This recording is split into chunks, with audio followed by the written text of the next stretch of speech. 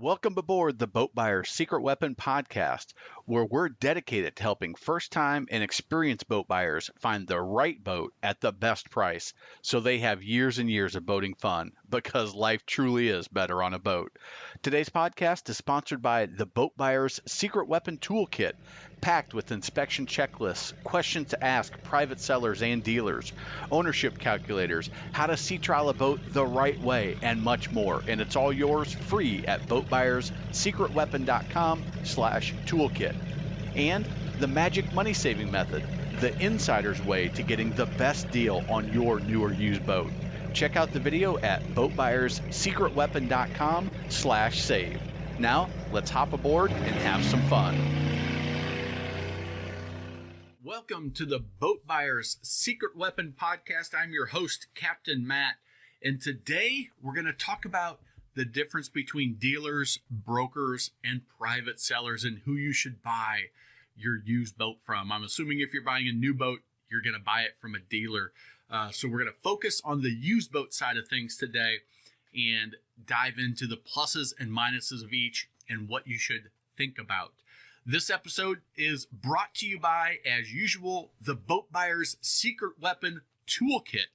You can download your free toolkit at boatbuyerssecretweapon.com. It is a free resource. You'll find a button there that, as well as all the past episodes, but that toolkit has a ton of great information. It's absolutely free. Questions to ask private sellers and boat dealers, the inspection checklist for inspecting the boat prior to making an offer, the demo checklist, how to do the on-water maneuvers, what to inspect at the dock, how to inspect the trailer if there's a trailer, as well as a trade research tool to keep everything on track, and a final details checklist so that you can ensure you get the best financing, insurance, and you have everything together in one place. It's a great resource for anybody buying a new or a used boat.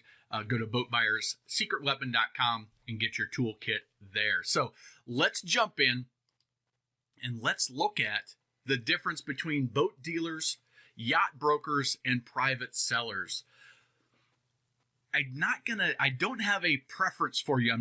This isn't to sway you one way or another. What I want to do is tell you who comes from what perspective, where the pluses and where the minuses are, okay? So the boat dealer is going to provide an ongoing resource for you. And I always encourage, if you're buying from a dealer, try to buy from a dealer that's local, because that relationship can be very valuable as a resource for the time that you own your boat and your entire boating lifestyle. Having a good, solid relationship with the dealer is a great opportunity. The yacht broker, the same thing. A boat broker or yacht broker, you've got an ongoing resource of somebody that has a lot of expertise in boating in most cases. The private seller, there's not much of a resource there. They're going to know about their boat. Maybe they've owned other boats, but they're not around boating all the time in most situations. And sometimes they can have some incorrect information for you. You just want to be cautious about that. On the manufacturer side, a boat dealer is going to have a manufacturer relationship. So they are going to be biased towards the manufacturers that they carry. So the engine manufacturers, the boat brands that they carry, they're going to have those relationships, and that's going to sort of sway the way they talk about them in relation to other boats that are out there, other engines that are out there. The yacht broker, typically, in most cases, they don't have that manufacturer relationship. So they're going to be a little bit more unbiased in, talking about what engine is the right type of engine, what's the history of this engine, or what style of boat, or what type of boat, what brand of boat. They're going to have a much more larger breadth of experience and be less biased on steering you one way or another. The private seller, listen, they've only got one boat to sell. They want to sell that boat to somebody and be done with it. So they are going to steer you very much to their boat. And that's going to be the only one they're going to have much detail on for you. So they're not much of a source of information except for that particular boat. And then you'll want to use the checklist and the boat buyer's secret weapon toolkit to ensure that you're making a smart choice on if you do go with a private seller. The boat dealer, they've got expert advice, but again, they're likely biased. They're going to have expert advice on how to maintain your boat, what type of boat's right for you, the type of boats in your local market area that make sense for doing different things. They're going to have inside information that is going to be very valuable. But again, just remember that it's going to be a little tilted and a little bit biased towards the type of product that they offer and the type of boating that they support. If they're a towboat or a wake surf dealer, they're gonna steer you, and they're going to be biased towards that style of that lifestyle, that boating style. Not that it's bad, but just remember that they're going to have a little bit of bias. The yacht broker, not as biased, and the private seller, again, they're not experts. Most of them are not going to be experts, and they're going to be very biased towards their boat and their particular way of boating, which may or may not be the way you are going to boat. The dealer, well, they're going to sell almost all of their boats for market value or close to it. You're very unlikely to get a steal of a deal from a dealer on a new boat, on a used boat. Same thing with the yacht broker. They're likely going to sell for market value. The yacht broker is paid like a real estate agent, where they make a commission based off the sales price of the boat. Typically, the seller will pay about 10%, or they may say, I'll sell it for this amount and let the broker get whatever they can for it, depending on if it's a consignment setup or if it's a brokerage setup. Small detail to you, but they're encouraged to sell for the maximum amount, okay? And they have all of the research tools. They are experts in selling these types of boats, so you're less likely to get the steal that you would from a private seller. Now, the private seller, they may sell for under the market value because, listen, they've got one boat to sell.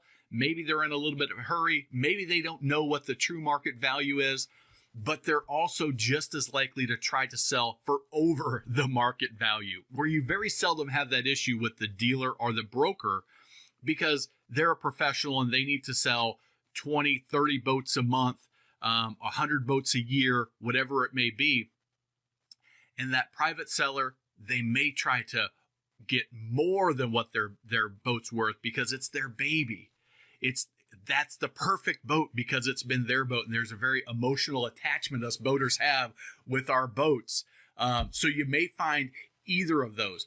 Pay attention on both sides. I don't want you to overpay, but sometimes underpaying can be a sign of there's something about this boat that the seller's not telling you. Now, in my heart, I believe most people are honest people. Most people are good people, and they're not trying to pull the wool over your eyes. They're not trying to pull a fast one. But I've seen it happen, and I don't want it to happen to you. So if it's overpriced or underpriced on a private seller, be extra cautious. Okay, we'll talk about that in just a little bit more. Buying from a dealer, they should provide training on your new boat. If you're buying a boat from a dealer, they should have the relationship, if it's a good dealer, where they're going to show you how to operate your boat properly, walk you through all the systems of the boat so you understand everything and that you're safe, and you're walk through the maintenance process on the boat, the required schedules, and they should have that detail for you. Again, it's that resource of the boat dealer relationship that can be very valuable. The yacht broker, they will likely provide that training on your new boat. They should have the skills, and they should take the time to train you on you, but they don't always, depending on if they're out of area, their level of service, but they will likely provide that training. On the private seller, they likely will not provide training on your new boat. Maybe they'll tell you a little bit of the ins and outs, but most of the time, after you write that check, you're going to be on your own figuring out all the details. So you want to be aware of that. Ask a lot of questions early in the process from that private seller so that you get all the information you need, get the manuals if you can. On the boat dealer, they will likely have financing resources for you. So when you buy from a dealer, the marine lenders prefer to have you buy from a dealer because what they know is that the dealer's reputation is on the line. The dealer is less likely to sell you a boat that's going to be riddled with problems, and there's recourse that you have to come back to that business and say, hey, listen, in the court system, you sold me a boat that had all these issues, you represented it this way, and the lender then has the recourse to come at the dealership as a business to try to rectify the situation. The yacht broker, again, when there's a yacht broker involved, they may have some financing resources, and the lender again may say, hey, because there's that relationship and there's been lawsuits to this effect, that if a dealer misrepresents a boat, there's recourse against that broker for not disclosing or for not knowing, being negligent and not knowing an issue with a particular boat. So there's a little bit of a risk factor there that goes into the financing, and the lender will say, we're going to give you a little bit better terms, a little bit better rate if you buy from a dealer or a yacht broker.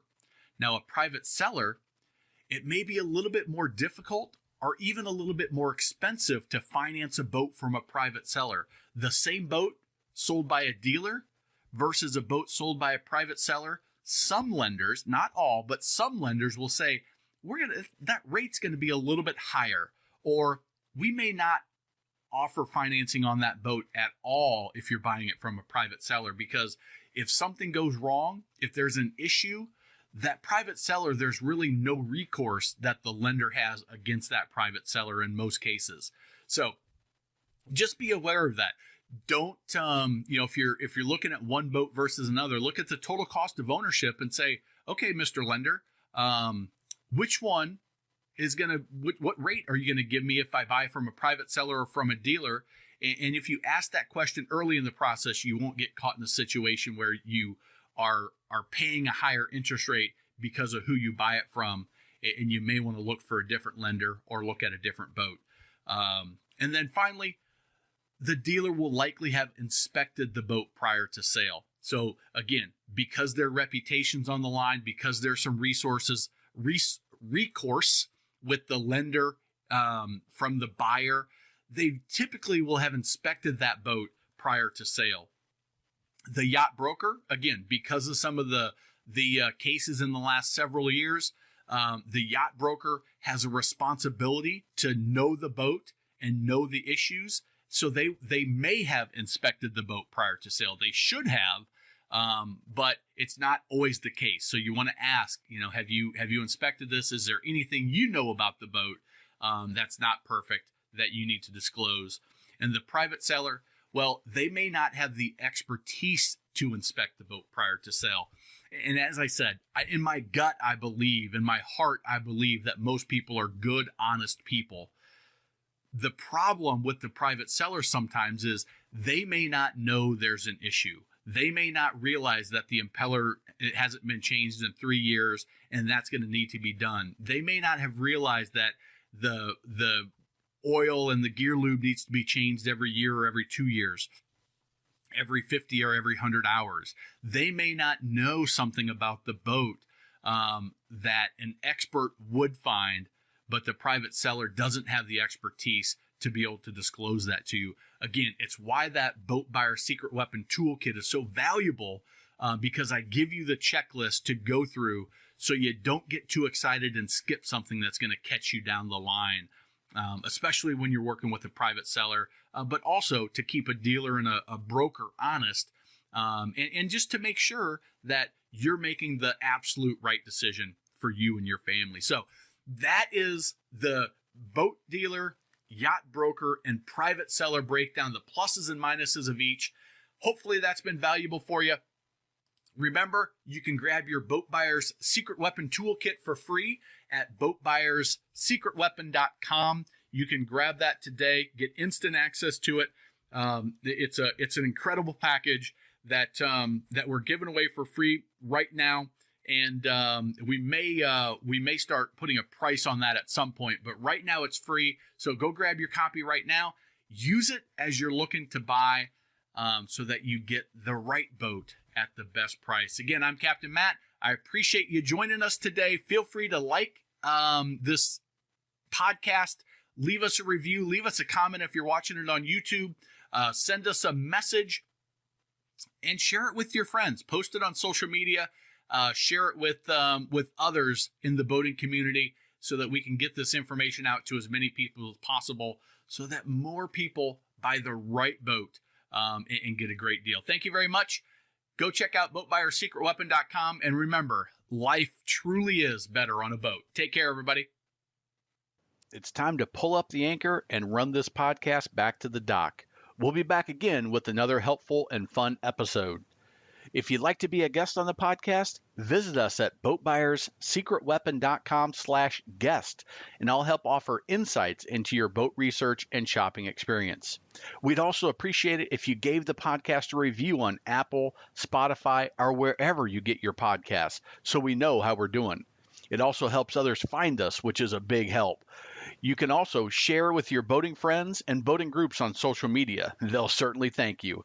By the way, if you haven't already, be sure to grab your free Boat Buyer's Secret Weapon Toolkit with inspection checklists, questions to ask, calculators, how to sea trial a boat the right way, and much, much more. You can pick up your copy at boatbuyerssecretweapon.com/toolkit today. Already found the perfect boat and want to ensure you don't pay too much? Check out the magic money-saving method at boatbuyerssecretweapon.com/save for a short video. And now a few first-time boating tips for when you bought your new boat. Number 1, at the boat ramp, prepare your boat, your gear, your guests in the staging area. Then head back down the ramp, unload, and head to the parking lot. Be courteous to your fellow boaters and don't tie that ramp up unnecessarily with things that should be done in the staging area. It'll make you a lot more boating friends. Number 2, this could save you an expensive ticket, and it's a personal pet peeve of mine. Boats do not have headlights. They have docking lights. They're specifically made for seeing in tight quarters and docking. Please, please, please, please, please do not run your docking lights while running down the lake or the waterway. It will cause other boaters night blindness, and it can be very dangerous, and it's incredibly rude to those other boaters. Plus, as I said, it can land you with a very, very expensive ticket. Number 3, pay attention to your wake at all times. When maneuvering at slow speeds, you can put out an enormous wake. Be sure to be at idle speed, which is just in forward gear, to ensure there's no wake, no extra throttle. Again, this can save you a very expensive ticket, and it's courteous to your fellow boaters. Number 4, follow the maintenance schedule for your boat, changing the oil, the impeller, the gear loop, winterizing before the first major freeze if you freeze in your area, and checking your tires and your hubs and keeping those bearings greased. It will help you ensure that you don't experience an expensive and an unnecessary repair. Keeping up with that general maintenance will ensure that you have a much more fun and enjoyable boating lifestyle and have fewer problems that arise. Number 5, always double check your plug is in, that your battery is charged, and the fuel is full before heading out for a day on the water. Now, I know all of these from personal experience, and it's ruined the boating day every single time.